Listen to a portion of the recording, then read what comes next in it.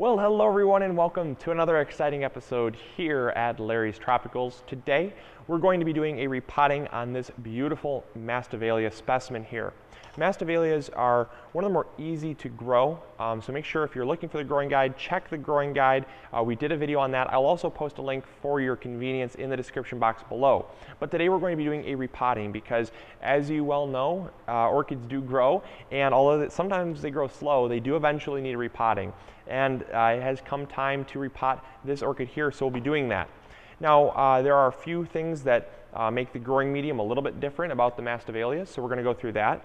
And then you're going to need the next up size pot. You're going to need just some trays. I find it's pretty easy to repot an orchid to basically leave some of the old growing medium in a separate container. That way it doesn't get mixed up with the new growing medium, because you'll find that especially with swamp orchids, the Masdevallia being a swamp orchid, and also some of your pepipedaliums and stuff like that, you're going to find that the growing medium really rots down because they like to stay wetter than most orchids, and basically that's going to lead to a lot more rotting of the growing medium, and you want to get rid of that because the last thing you want is for it to turn completely to soil, because it will begin to decompose over the years.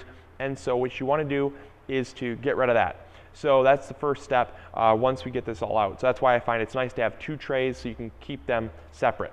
Now, another thing you're going to want is a 50-50 mix. We have a little bit of sphagnum moss and a little bit of our regular orchid mix here. That has just some vermiculite and perlite in it for drainage, but then you also want the water holding capabilities of the sphagnum moss, because again, they are swamp orchids, so they do like it damp. They don't like it soaking wet and dripping. That's why we add a 50-50 mix, because it's going to hold on to some water and allow some water to drain. So that's what we find works really well. So come on in close and check this out. All right, so one of the secrets to repotting is, number one, always make sure you keep your tag separate. You don't want to lose that, because then you lose the name of the orchid and you'll never know what it is again. Now, another secret to repotting is, like we always talk about, don't take the pot and try to yank it off. Just will end up ruining roots. You'll have roots that get torn, and you'll also have just some stress on the plant that's really not needed. So what we find that we like to do is take some of these just heavy duty pruners here and just prune down the edge of the pot on both sides. That way you can sacrifice the pot and not the roots. Also, another thing that we find really handy is these pruners here specifically. They actually are not double bladed. Oftentimes you find that the pruners have two blades and they basically come together like scissors.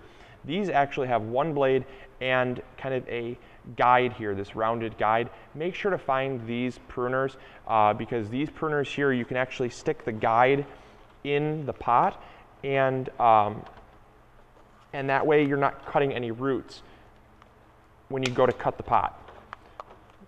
And we're just going to cut this down here, and then all we're going to do is just butterfly it open.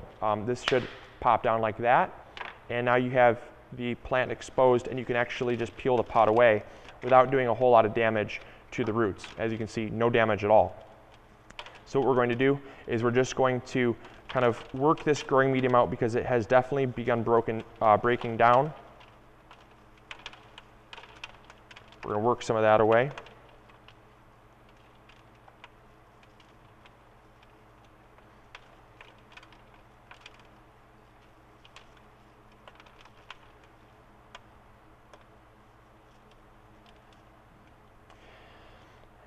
And it's not really critical to get all of it, because the growing medium that we have these in has broken down significantly, but they are swamp orchids, so they're not used to being put in, you know, perfectly fresh new growing medium.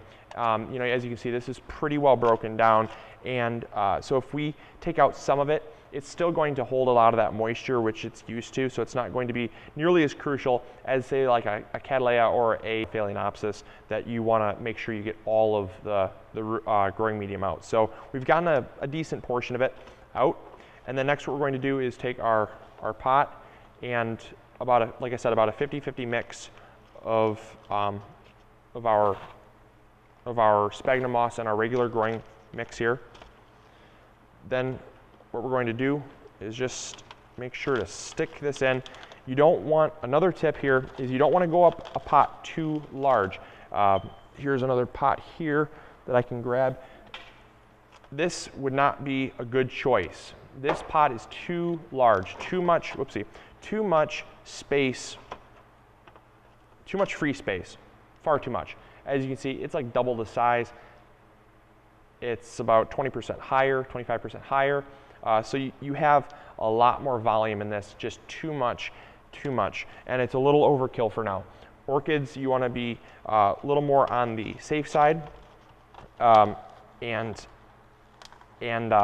risk being pot bound, because the orchids do like being pot bound more than they like having a ton of open space. So now all we're going to do is just take this extra sphagnum moss and stuff, this mix here, and we're just going to cram it down in the free spaces around the edge of the pot. Again, just making sure that you cram it in there, because orchids, again, don't like all the loose air gaps. Air gaps are not good, especially for orchids that like to have their roots damp.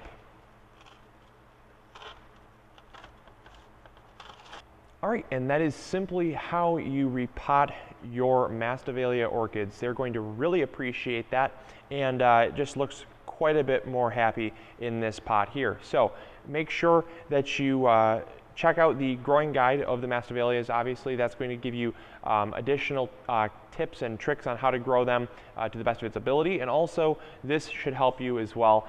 So I hope you enjoyed. Hopefully you share this video. If you have any friends that are into growing Masdevallias, make sure to share this video with them. I think they will appreciate it. And also make sure to check out all our Masdevallias that are in stock at www.larrysorchids.com. And this is Luke from Larry's Tropicals thanking you for watching this video. Thank you for subscribing, commenting, liking, and I'll catch you all later. See ya. Bye.